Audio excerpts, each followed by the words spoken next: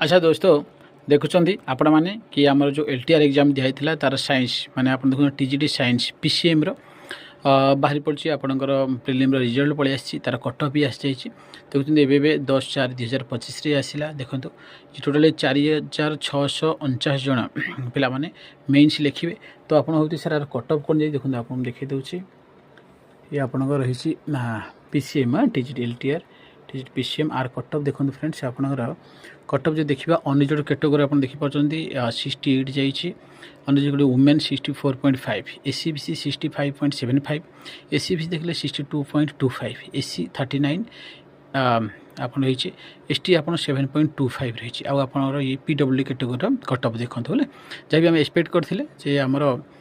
तो आर्ट्स अपेक्षा ये आप 10 ରୁ 15 मार्क अधिक रेम रही फ्रेंड्स तो आपको नहीं जाऊँगी ये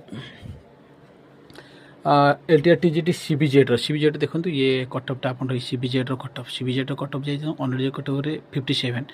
आउ एससी बीसी 54 एससी 31.25 आउ एसटी आप देखिए केते पड़े आना 6 पड़े ये आप पीडब्ल्यू कैटेगरी रही है मन रखी था आज फ्रेंड्स आम ये देखा आपणकर ये देखो ये जो आप ये आपंकर सीबीजेड देखते LTR TGT science CBZ CBZ यहाँ आप टोटाली पिला पाई 4,149 पाई तो ये टाइप अपडेट इनफर्मेशन आम चैनल को सब्सक्राइब करने